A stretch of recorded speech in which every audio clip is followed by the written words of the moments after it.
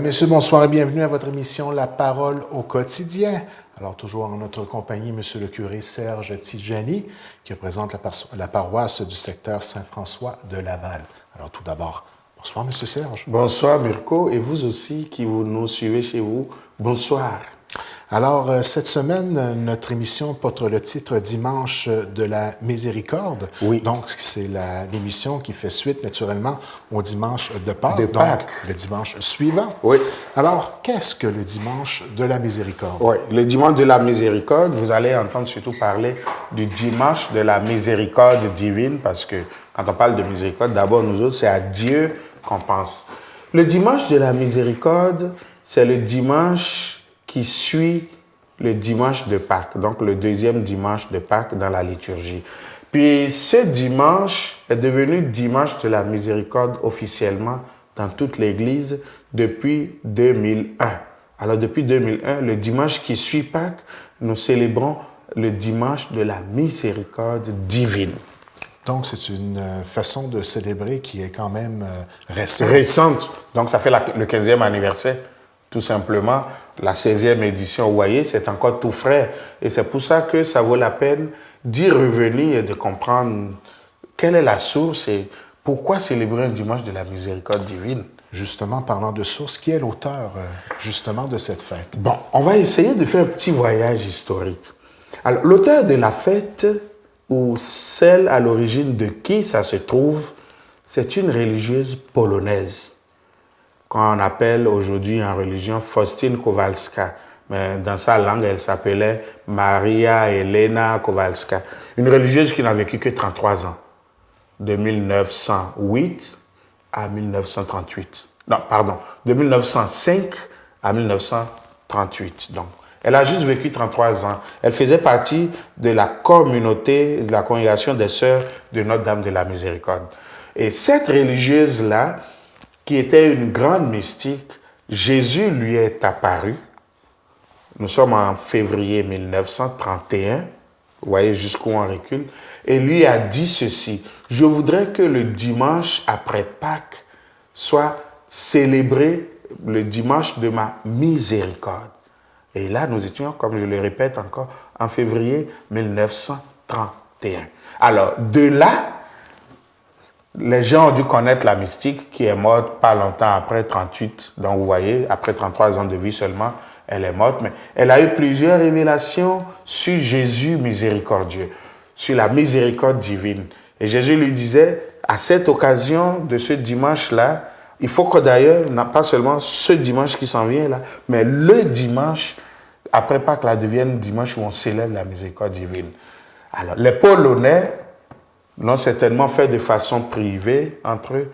Et en 1985, vous voyez l'écart, on vient de faire 50 ans. Ça a été devenu une fête qui se célébrait à peu près dans 10 diocèses en Pologne. Cracovie, qui est l'archidiocèse où le pape avait été déjà évêque avant de devenir pape. Je parle de Jean-Paul II. Alors, à partir de Cracovie, où la religieuse était morte, en 85, la fête s'est répandue un peu. Et les évêques polonais ont demandé au pape, n'oubliez pas que Jean-Paul II est polonais, ont demandé au pape d'instaurer ça comme une fête officielle qu'ils pourront célébrer tous les deuxièmes dimanches de Pâques dans leur pays. Et en 95, Jean-Paul II instaure effectivement par décret, en Pologne désormais, vous pouvez célébrer la miséricorde divine le deuxième dimanche de Pâques. Mais ça ne s'arrête pas là. Faustine, la religieuse dont nous parlons, elle a été canonisée, elle a été déclarée sainte le 30 avril 2000. Pendant le jubilé de 2000, elle a été déclarée sainte. Et à sa canonisation, Jean-Paul II, qui est polonais, Faustine, qui est polonaise, l'influence, comme je venais de dire, là, des autres évêques polonais, de toute cette spiritualité qui avait déjà baigné en Pologne sur la miséricorde divine. Alors, à cette fête-là, Jean-Paul II dit, désormais, tous les deuxièmes dimanches de Pâques, on va instaurer la célébration de la miséricorde divine. Pour montrer une fois encore de plus comment Jésus est vraiment le visage de la miséricorde divine, comment Jésus nous révèle l'amour infini, l'amour sans condition le pardon sans limite de Dieu. Le deuxième dimanche de Pâques, on va prendre le temps de contempler ça, de célébrer ça, et évidemment, en célébrant la miséricorde, de bénéficier encore plus de la miséricorde divine. Donc, j'espère que je ne vous ai pas trop perdu. Voilà d'où nous est venue la célébration de la miséricorde divine. Nous avons une image relative à cette célébration que nous avons été chercher en préparation d'émission pour bien représenter ce que ça pourrait ressembler. Ressembler. Parce que si vous voyez, je sais que dans 2 de mes églises sur les 5, il y a cette image-là de la miséricorde divine qu'on va nous montrer en ligne. À Grande-Rivière et à Cap d'Espoir, cette image-là existe, peut-être avec des variantes, mais c'est la même chose. Et c'est Jésus lui-même qui, en 31, avait dit à Sœur Faustine, on devrait dire aujourd'hui Sainte Faustine, à Faustine, de peindre au pinceau cette image-là. Dans sa langue à lui, à elle, qui était polonaise, de peindre cette image et de la faire bénir au dimanche de la miséricorde et que ce soit l'icône, la représentation de la miséricorde, de Jésus miséricordieux pour nous. Alors vous voyez l'image, elle est en train de monter. Mais qu'est-ce que vous remarquez premièrement? C'est au niveau du cœur. Les rayons de l'amour divin qui sortent au niveau du cœur et qui prennent plusieurs couleurs, bleu, rouge et un peu de blanc, mais surtout la lumière. Puis ça vient du cœur. Sur la croix, n'oubliez pas, quand on a transpercé le cœur de Jésus, il en est sorti de l'eau et du sang. Alors, ce qui sort du cœur de Jésus, c'est des rayons de son amour. Alors, qui s'irradient et qui vont sans limite. Mais regardez le visage de ce Jésus-là. C'est un Jésus lumière, lumineux. Donc, vous voyez tout autour du visage et qui lève la main pour bénir d'une main pendant qu'il montre son cœur de l'autre. Comme pour dire, tout est là ce que je porte pour vous et ce que je donne pour vous aussi, tout part de là.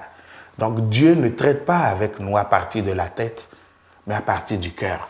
Et en bas de l'icône, si on y retourne encore, vous l'avez lu tout à l'heure, en bas de l'image, on a la traduction française de la parole qui l'accompagnait et qui dit « Jésus, j'ai confiance en toi ». Puis on voit Jésus, les rayons qui descendent là et qui n'en finissent plus. Et le croyant, la croyante qui dit « Jésus, j'ai confiance en toi ». Alors, voilà l'icône, l'image, la peinture, donnez-lui le nom que vous voulez, le dessin de la miséricorde divine. Vous verrez plusieurs variantes, mais ce qui la caractérisera toujours, c'est ces rayons qui sortent du cœur de Jésus. Et puis, ces paroles qui l'accompagnent, « Jésus, j'ai confiance en toi »,« Jésus, j'ai confiance en vous ». Et ça nous montre notre abandon à Jésus de dire « Toi, tu es capable de toujours nous faire miséricorde.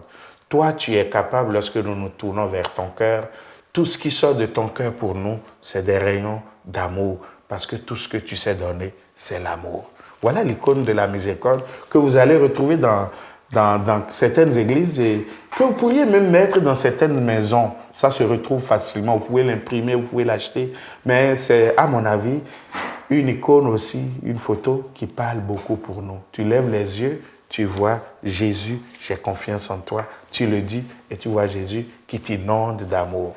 Je pense que c'est beau et ça doit faire du bien pour nous. En cette année de miséricorde, est-ce que ce dimanche suivant le dimanche de Pâques prend une signification particulière? Oui, moi je pense que oui. Je pense que cette année, on devrait, j'allais dire, en Église, mieux réussir notre coup de la miséricorde. Je ne sais pas si vous êtes d'accord avec moi. Qui sera quoi? D'abord, nous-mêmes, chrétiens, chrétiennes, de recomprendre, de redécouvrir, de mieux apprécier que Dieu est vraiment miséricorde pour nous. Quand je préparais cette émission, je regardais les dates. Je dis, regarde, depuis 1931, et si vous regardez le contexte historique en 1931, c'était une église, comme vous aimez le répéter souvent ici au Québec, sévère, dure, où on parlait plus du péché que de l'amour. On parlait plus de l'enfer, du purgatoire que du ciel. En 30, 31, jusqu'en 50, c'était plutôt ça. Mais au cœur de ça, Jésus, lui, nous demandait déjà, montrer mon image de miséricorde.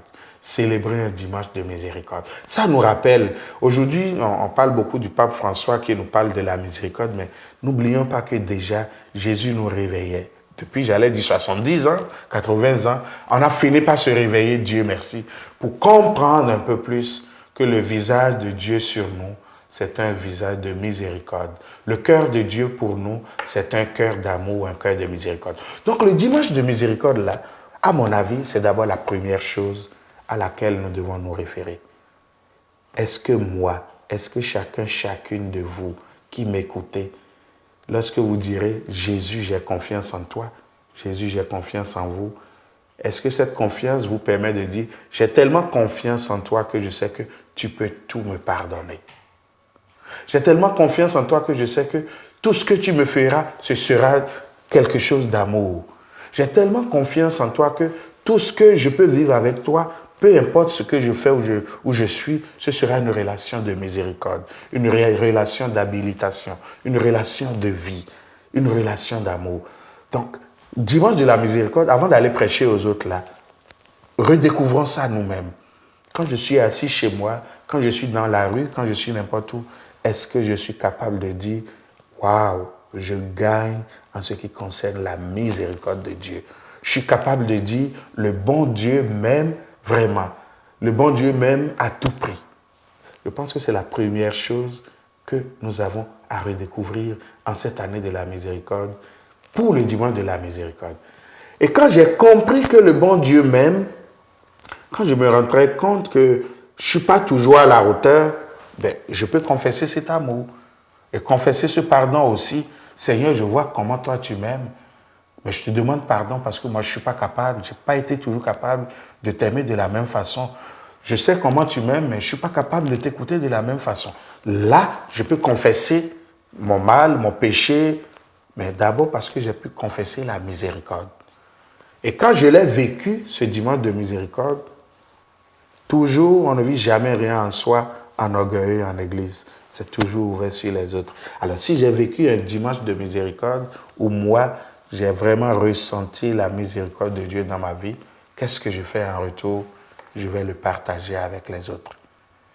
Donc, c'est cette prise de conscience-là qu'il faut valoriser. Prise de conscience d'abord, parce que je trouve ça parfois surprenant de voir que on vit parfois une certaine religion où on est plus préoccupé de punition, de rejet, que de voir d'abord l'essentiel de l'amour et de bâtir à partir de cet amour. Mais quand je l'ai vécu, de comprendre que c'est l'amour qui va déterminer ma relation, ça me rend encore plus sérieux. Ça me rend encore plus parfait. Je ne regarde pas Dieu parce qu'il va me punir. Et je ne fais pas quelque chose parce que Dieu va me punir. Mais je fais parce que Dieu m'aime et qu'il, dans son amour, il me donne la force de faire et d'être. Et en ce moment, mon dimanche de la miséricorde, quand je sors de l'église, quand je sors de mes dévotions, devient aussi une vie de miséricorde vis-à-vis des autres. Ce que j'ai reçu de Dieu, je le montre envers les autres. Si j'ai pu dire à Jésus, Jésus, j'ai confiance en toi, je peux aller dire aussi à l'autre, j'ai confiance en toi. J'ai confiance que mon frère, ma soeur qui est avec moi, on peut bâtir un monde de bonheur ensemble. On peut se pardonner ensemble. On peut partager l'amour ensemble. On peut se soutenir ensemble parce que la source de tout ça, c'est le cœur de Jésus qui rayonne et qui distribue, qui diffuse l'amour à l'échelle du monde. Donc je pense que cette année de la miséricorde, c'est ces deux pôles-là que je compléterai. Moi, qu'est-ce que je vis? Et de ce que je vis, qu'est-ce que je vais apporter aux autres? Donc, en terminant pour cette semaine. En terminant, le dimanche de la miséricorde s'en vient. On y est. Et c'est un dimanche de la miséricorde au cœur de l'année de la miséricorde. J'allais dire que c'est un combo, un double, pour parler ainsi. Ne manquons pas le rendez-vous de la miséricorde. Ne manquons pas ça. Je sais, chacune de nous, on a eu nos parts de blessures. Soit de nous-mêmes, où on a des choses qu'on a de la difficulté à se pardonner. On a peut-être nos parts de refus, de rejet, de blessures, soit des autres, qui fait qu'on a de la difficulté à pardonner à certaines personnes, ou même à certaines institutions, ou à certaines réalités. Mais en ce dimanche de la miséricorde, en cette année de la miséricorde, ce que j'ose vous demander, et je vous le demande au nom de ma foi, qui est aussi votre foi, laissez vos cœurs ouverts. Laissez vos cœurs ouverts et laissez Dieu guérir ceux qui étaient blessés. Que les rayons qui sortent du cœur miséricorde de Dieu, de Jésus, laissez-les entrer dans vos cœurs. J'allais dire qu'ils avaient fait piquer ce qui va mal, comme dans un cancer, pour les guérir. Et je suis sûr que, et vous et moi, et vous qui êtes blessés, et vous qui avez blessé, on pourra retrouver un monde meilleur parce qu'on aura eu un cœur meilleur. Laissons la miséricorde de Dieu inonder et laver de nos vies tout ce qui nous empêche de ressembler à Dieu et de nous aligner les uns sur les autres, de nous aimer les uns les autres. Je vous souhaite un beau dimanche de miséricorde et je vous souhaite surtout de vous sentir vraiment aimé de Dieu et de pouvoir guérir de tout ce qui n'est pas l'amour de Dieu. Bon dimanche de la miséricorde à vous. Bonne année de la miséricorde à vous. Et je vous le promets, nous y reviendrons encore. Bonne semaine à vous.